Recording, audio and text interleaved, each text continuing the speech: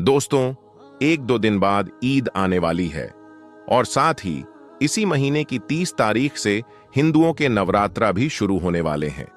बस इसी बात को देखते हुए उत्तर प्रदेश के मुख्यमंत्री योगी आदित्यनाथ ने ईद को लेकर अपनी तरफ से एक गाइडलाइन जारी की है। और इस बार ईद के मौके पर योगी सरकार ने अपने 5 खास नए नियम बनाए हैं, जिनके बारे में जानना हर मुसलमान के लिए बहुत जरूरी है। आज हम आपको इसी के बारे में बताने वाले हैं कि इस बार ईद को लेकर उत्तर प्रदेश के मुख्यमंत्री योगी आदित्यनाथ ने क्या बड़ा बयान दिया है और 5 ऐसे कौन से नए नियम बनाए हैं जिनको लेकर योगी सरकार ने अपने आला अधिकारियों को सख्त निर्देश दिए हैं। जानकर यकीनन आप भी हैरान रह जाओगे। इसलिए आज का ये वीडियो आप सभी के लिए बहुत खास है। आप इसको आखिर तक जरूर देखें। और सबसे पहले आप सभी को हमारी तरफ से ईद की बहुत बहुत मुबारकबाद। आपका दिल करे तो आप भी कमेंट बॉक्स में हमें ईद की मुबारकबाद लिख सकते हैं।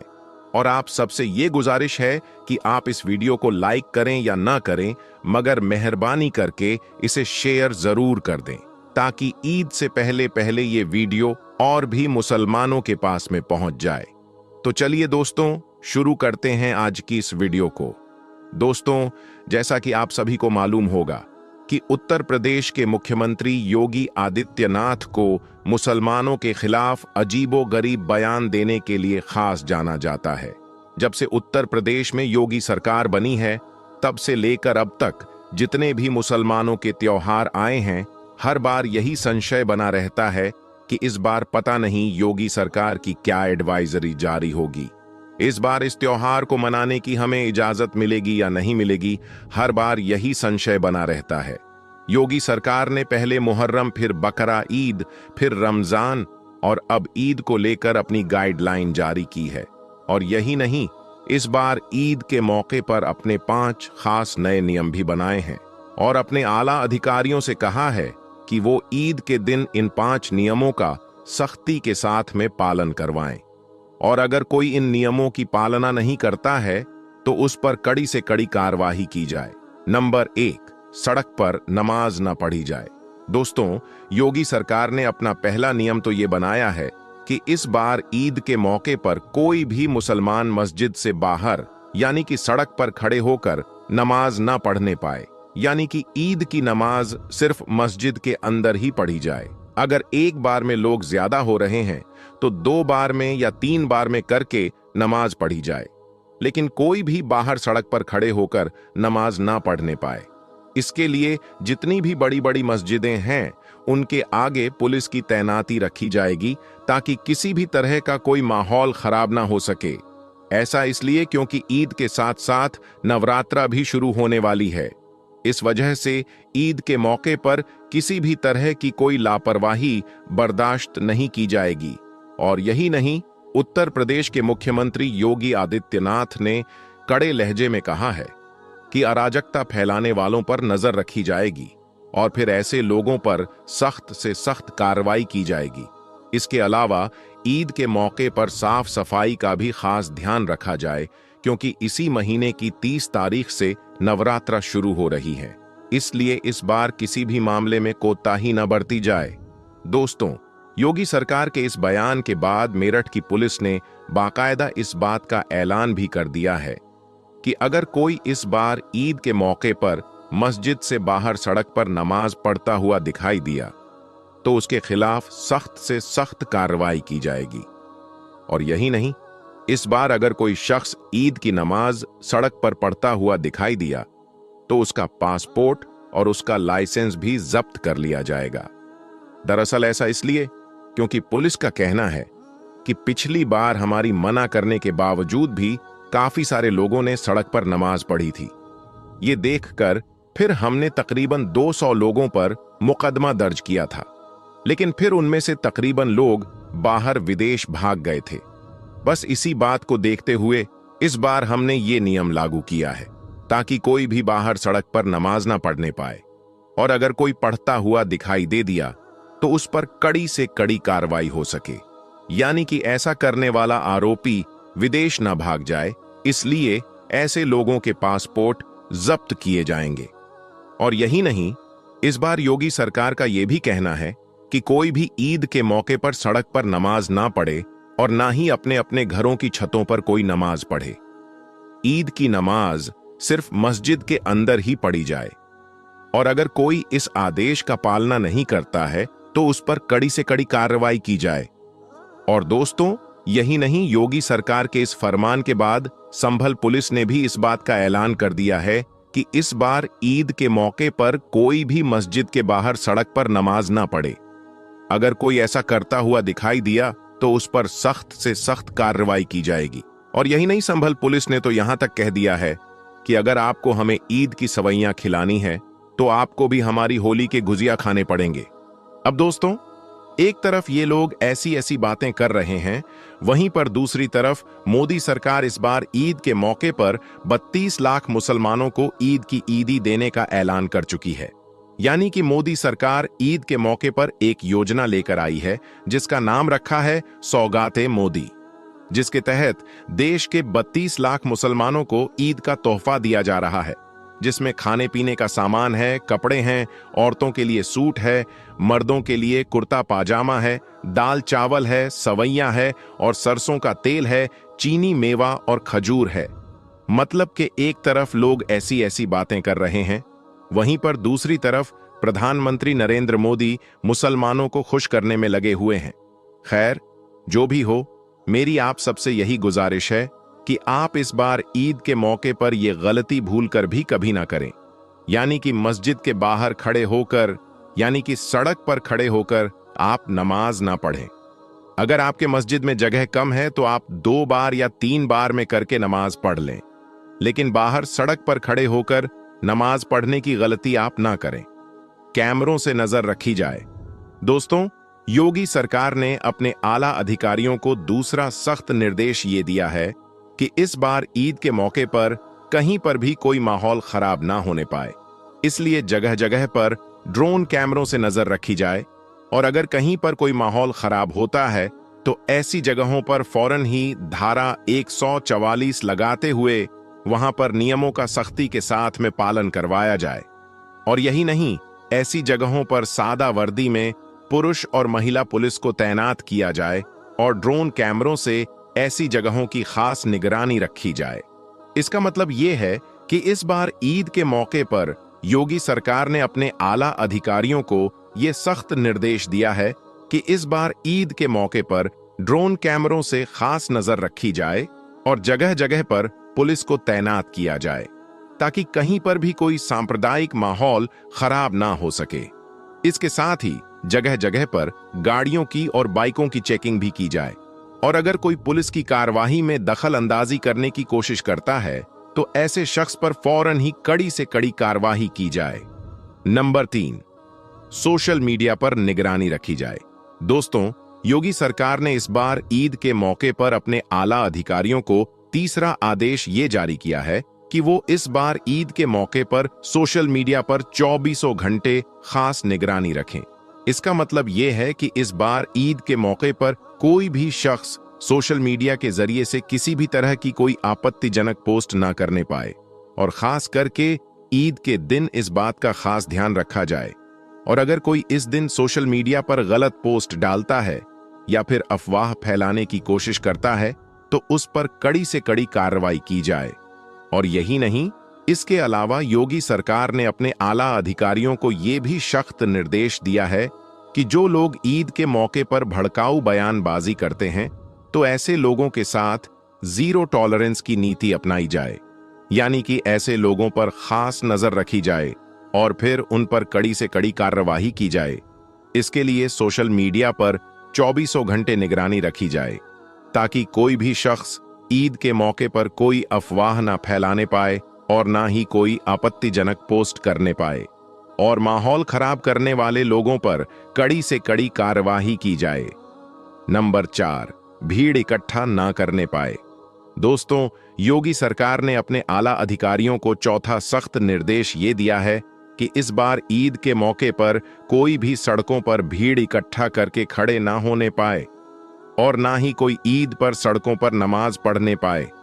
ऐसा इसलिए क्योंकि हाल ही के दिनों में ऐसा देखा गया है कि हमारे देश भारत में कुछ ऐसे शरारती तत्व हो चुके हैं जो भीड़ का फायदा उठाकर भीड़ में जाकर खड़े हो जाते हैं और फिर सांप्रदायिक माहौल खराब करने की कोशिश करते हैं। इसलिए इस बार ईद के मौके पर योगी सरकार ने अपने आला अधिकारियों को इस बात का सख्त निर्देश दिया है कि इस बार ईद के मौके पर कोई भी बाहर सड़कों पर भीड़ इकट्ठा करके खड़े ना होने पाए। और यही नहीं, इसके लिए संवेदनशील और अति संवेदनशील इलाकों में मॉनिटरिंग करना शुरू कर दें। और अगर कोई ईद के मौके पर माहौल खराब करने की कोशिश करता है तो उसको किसी भी हाल में बख्शा ना जाए। ऐसे लोगों पर कड़ी से कड़ी कार्रवाई की जाए। हम आपको बता दें कि योगी सरकार का ये फरमान सुनकर पुलिस अब से ही जगह जगह पर सतर्क हो चुकी है। और नंबर 5, धर्म गुरुओं से खास अपील की है। दोस्तों, इस बार ईद के मौके पर खास योगी सरकार ने मुस्लिम धर्म गुरुओं से भी अपील की है कि वो ईद के मौके पर मुसलमानों को इस बारे में समझाएं। इस बार कोई भी मुसलमान ईद की नमाज मस्जिद के बाहर ना पढ़े और ना ही कोई ईद के दिन हृदंग करने की कोशिश करें। दोस्तों, हम आपको बता दें कि योगी सरकार के इस फरमान के बाद बहुत से मुस्लिम धर्मगुरु आगे आए हैं और इस बात की अपील कर रहे हैं कि ईद की नमाज कोई भी बाहर सड़क पर ना पढ़े। ईद की नमाज मस्जिद के अंदर ही पढ़ी जाए और ईद के दिन खास करके सबके साथ प्यार और मोहब्बत के साथ मिला जाए और गरीब लोगों की मदद की जाए। और यही नहीं, ईद के दिन खास अपने देश भारत की सलामती के लिए और आपसी भाईचारे के लिए अल्लाह ताला से दुआ भी करें। तो दोस्तों, योगी सरकार ने इस बार ईद के मौके पर अपने ये 5 नए नियम बनाए हैं जिन पर अमल करना हर मुसलमान के लिए बहुत जरूरी है। और हम भी आपसे यही गुजारिश करते हैं कि ईद के मौके पर आप इन नियमों के खिलाफ कोई भी काम ना करें और खुशी खुशी के साथ ईद का ये त्योहार मनाएं। अल्लाह ताला से दुआ है कि अल्लाह पाक हम सबको खुशी खुशी ईद मनाने की तौफीक अता करें और ऐसे लोगों को नेक हिदायत दे। आमीन अल्लाहुम्मा आमीन। एक बार आप भी कमेंट बॉक्स में आमीन जरूर लिख दें। प्यारे दोस्तों, अब हम आपको बताएंगे कि जैसे जैसे ईद के दिन नजदीक आते हैं मुर्दे क्यों रोते हैं और ये क्यों दुआ करते हैं कि काश कभी भी ईद ना आए। ईद के दिन खुशी और खुशहाली का दिन होता है। कभी कभी खुशी में मसरूफ होकर आखिरत से गफलत हो जाती है और कब्रों की जियारत से आखिरत याद आती है। इसलिए अगर कोई शख्स ईद के दिन कब्र की जियारत करे तो मुनासिब है, कोई हरज नहीं, लेकिन इसको लाजिम और जरूरी समझना दुरुस्त नहीं। अगर कोई शख्स इस दिन कब्रों की जियारत ना करे तो इसको ताने देना या हकीर समझना दुरुस्त नहीं। मेरे दोस्तों, ईद का दिन बहुत ही खुशी और खुशहाली का दिन है जो साल में 2 मर्तबा हासिल होता है। पहली खुशी इसकी ये है कि रमजान शरीफ का मुबारक महीना आया। इसमें खुदा ताला की रहमतों और नेमतों की बारिश हुई। आपने भी लगाकर महीने भर सुबह से शाम तक अपने आप को भूखे प्यासे रखा और रात को यादें इलाही में गुजारा। इसकी खुशी में रमजानुल मुबारक के खत्म होते ही शव्वाल का पहले दिन तुम्हारे लिए सुकून और खुशी का दिन मुकर्रर कर दिया गया है और इस दिन को ईद उल फितर कहते हैं। रिवायत में आता है कि जब ईद उल फितर का दिन आता है तो फरिश्ते रास्तों पर खड़े हो जाते हैं और आवाज लगाते हैं, ऐ मुसलमानों की जमातों, अपने रब करीम की तरफ चलो, वो तुम्हें एक अच्छे काम की तौफीक देता है, फिर इस पर सवाबे अजीम अता फरमाता है। तो रमजानुल मुबारक की रातों में नमाज पढ़ने का हुक्म दिया और तुमने नमाज पढ़ी, तुम्हें दिन में रोजे रखने का हुक्म दिया। तुमने रोजा रखा, तुमने अपने रब के हुक्म के इताअत की, अब इसका इनाम हासिल करो। जब नमाजे ईद खत्म हो जाती है तो फरिश्ते आवाज लगाते हैं, खुश हो जाओ कि तुम्हारे परवरदिगारे आलम ने तुम्हारी मगफिरत फरमा दी, अब तुम खुशी खुशी अपने घरों को लौट जाओ। इसीलिए इस दिन को इनामो इकराम का दिन कहा जाता है। और जब नबी करीम सल्लल्लाहु अलैहि वसल्लम मक्का मुकर्रमा से हिजरत करके मदीना मुनव्वरा पहुंचे तो अहले मदीना साल में 2 मेले करते थे। जब हुजूर नबी करीम सल्लल्लाहु अलैहि वसल्लम ने दरियाफ्त फरमाया कि ये क्या है, तो उन्होंने अर्ज किया, या रसूल अल्लाह सल्लल्लाहु अलैहि वसल्लम, जमानाए जाहिलियत में हम इन दिनों में खुशी मनाते थे।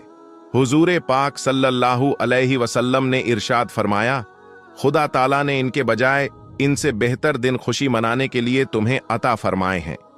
एक दिन ईद उल फितर और दूसरा ईद उल अजहा है। ईद के दिन 2 रकात नमाज वाजिब है। जिन लोगों पर जुमा की नमाज फर्ज है उन्हीं पर ईद की नमाज भी वाजिब है, और जो शर्तें जुमा की नमाज की है वही ईद की नमाज की है। मगर ईदैन में नमाज का खुतबा नमाज के बाद पढ़ा जाता है, और खुतबा का पढ़ना और सुनना सुन्नते मुअक्कदा है। और ईद की नमाज के लिए अजान और तकबीर नहीं, बल्कि आताब बुलंद होने के बाद सब मुसलमान एक जगह जमा हो। जब सब जमा हो जाएं, तो इमाम इनको 2 रकात नमाज पढ़ाए और हर रकात में 3 जायद तकबीरें कही जाएं। इन जायद तकबीरों का कहना इमाम और मुक्तदी दोनों पर वाजिब है। इसके बाद इमाम मिंबर पर खड़े होकर खुतबा पढ़े। अब बात तो यह है कि ईद तो तमाम जीते जागते इंसानों के लिए तो खुशी का दिन है, लेकिन मुर्दे यह क्यों कहते हैं कि काश कभी भी ईद न आए। हम लोग तो ईद की खुशी मना रहे होते हैं, लेकिन मुर्दे ईद आने का गम क्यों मनाते हैं। कुछ मुर्दे ऐसे हैं जो ईद के आने पर बहुत दुख में आ जाते हैं और बहुत मुसीबत इनके ऊपर आने वाली होती है, और इस वजह से वह लोग बहुत परेशान होते हैं। जब हम लोग इधर उधर शॉपिंग कर रहे होते हैं, घूम रहे होते हैं, हम लोगों को ईद आने की खुशी होती है कि जल्दी आ जाए, लेकिन मुर्दों को ईद आने का दुख होता है। आप सल्लल्लाहु ताला अलैहि वसल्लम ने इरशाद फरमाया कि अगर कोई इंसान रमजान के महीने में इंतकाल करता है तो इसके ऊपर अजाब नहीं होता और कब्र में इससे सवाल जवाब नहीं किए जाते, चाहे वो कितना भी गुनहगार बंदा क्यों ना हो। अगर किसी शख्स का रमजान में इंतकाल हो जाए तो रमजान के महीने की बरकत इसको यह मिलती है कि रमजान भर इससे ना सवाल जवाब होते हैं और ना ही रमजान पर इसके ऊपर अजाब नाफिज किया जाता है। और जैसा कि हदीस पाक का मफहूम है कि यह कब्र के अंदर मुर्दे के लिए जहन्नुम की खिड़की खोल दी जाती है और वो मुर्दा कब्र के अंदर जहन्नुम की तपिश को महसूस करता है, तो जो गुनहगार मुर्दे होते हैं वो इस तरह से जहन्नुम के अजाब को और गर्मी को कब्र के अंदर महसूस करते हैं। लेकिन जब रमजान का महीना आता है तो आप सल्लल्लाहु ताला अलैहि वसल्लम ने इरशाद फरमाया कि जब रमजान का चांद देखा जाता है तो जन्नत के दरवाजों को खोल दिया जाता है और जहन्नुम के दरवाजों को बंद कर दिया जाता है। कब्र से अजाबात को उठा लिया जाता है और अल्लाह तबारक व ताला की रहमतों का नजूल होता है। ये सारी चीजें होती हैं तो जो मुर्दा होता है इसको बड़ी राहत मिलती है। रमजान के आने से मुर्दा बड़ा खुश होता है कि हमारे ऊपर से अजाब उठा लिया गया है। जो कब्र के अंदर हमारे लिए जहन्नुम के दरवाजे खुले हुए थे वह दरवाजे बंद कर दिए गए हैं, तो वह मुर्दा बड़ी राहत महसूस करता है। अब सवाल यह पैदा होता है कि जिन लोगों के ऊपर से अल्लाह तबारक व ताला ने रमजान में अजाब हटा लिया, तो ईद के बाद इनके ऊपर अजाब नाफिज होता है या नहीं। तो मेरे दोस्तों, कुछ मुर्दे तो ऐसे होते हैं जिनके ऊपर अजाब नाफिज नहीं होता, लेकिन बहुत सारे मुर्दे ऐसे होते हैं जिनके ऊपर ईद के दिन ही जैसे ही रमजान का महीना खत्म होता है फौरन ही इसी तरह से अजाब शुरू हो जाता है। जैसे पूरे साल वो लोग कब्र में सजा और अजाब भुगत रहे होते हैं और वह मुर्दे फिर अजाब में मुलव्विस हो जाते हैं। कुछ उल्लेमा का फरमान है कि जब कोई इंसान रमजान के महीने में इंतकाल करता है तो इससे कब्र में सवालो जवाब नहीं होते, और जब एक मर्तबा अल्लाह तबारक व ताला किसी के ऊपर से अजाब को हटा ले तो फिर दोबारा इन पर अजाब नाफिज नहीं करता, बशर्ती के यह कि इसके लिए कोई इसाले सवाब कर रहा हो या मगफिरत की दुआ कर रहा हो। हर मुर्दे को इसके आमाल के मुताबिक सजा दी जाती है। जो लोग मुसलमान होते हैं और गुनहगार होते हैं तो अल्लाह तबारक व ताला इनको इनके गुनाहों की वजह से सजा देता है, और जब अल्लाह तबारक व ताला चाहता है तो इनको माफ़ कर देता है और रमजान में इनसे अजाब हटा लेता है। और फिर अल्लाह तबारक व ताला अगर चाहे तो इनको माफ़ कर दे और अगर चाहे तो फिर इनको अजाब देता है। और जो लोग मुसलमान नहीं होते बल्कि काफिर और मुशरिक होते हैं तो अल्लाह तबारक व ताला का इन पर रमजान के बाद फिर जैसे ही ईद का चांद नजर आता है इन पर अजाब मुसल्लत कर देता है और वह फिर पूरा साल ही अजाब में मुब्तला रहते हैं। मेरे दोस्तों, जब रमजान का महीना खत्म होता है तो रमजान की बरकतें भी खत्म हो जाती हैं। शैतान को कैद से रिहा कर दिया जाता है, मुर्दों पर से रहम का मामला खत्म हो जाता है। जहन्नुम के दरवाजे जो रमजान में बंद थे, रमजान के जाने के बाद खोल दिए जाते हैं। जन्नत के दरवाजों को अल्लाह तबारक व ताला बंद फरमा देता है, तो रमजान के जाने से कब्र वाले यह सोचते हैं कि अब रमजान जा रहा है और फिर ईद जैसे ही आएगी, इसके बाद हम पर अजाब को फिर से नाफीज कर दिया जाएगा, जिसकी वजह से वह गमगीन हो जाते हैं और रोते हैं। रमजान भर तो मरहूमीन की तो ईद होती है कि इन पर कोई अजाब नहीं होता। हम लोग रमजान के आखिरी अशरे में जब अपनी मगफिरत की दुआएं अल्लाह तबारक व ताला से करते हैं, तो फिर हमें अपने मरहूमीन के लिए भी ज्यादा से ज्यादा इसाले सवाब करना चाहिए, और सिर्फ अपने ही मरहूमीन के लिए नहीं, बल्कि तमाम मोमिनीन, मोमिनात, मुस्लिमीन, मुस्लिमात को याद रखना चाहिए और इनके लिए भी मगफिरत की दुआ करनी चाहिए और इनको भी इसाले सवाब करना चाहिए। अल्लाह तबारक व ताला से दुआ है कि अल्लाह तबारक व ताला हमें नेक आमाल करने और गुनाहों से बचने की तौफीक अता फरमाए और हमें अपने मरहूमीन के लिए ज़्यादा से ज़्यादा इसाले सवाब करने और इनके लिए मगफिरत की दुआ करने की तौफीक अता फरमाए। आमीन या रब्बुल आलामीन। तो दोस्तों, आज की इस वीडियो में बस इतना ही। हम मिलेंगे आपको अगली वीडियो में। तब तक के लिए अल्लाह हाफिज।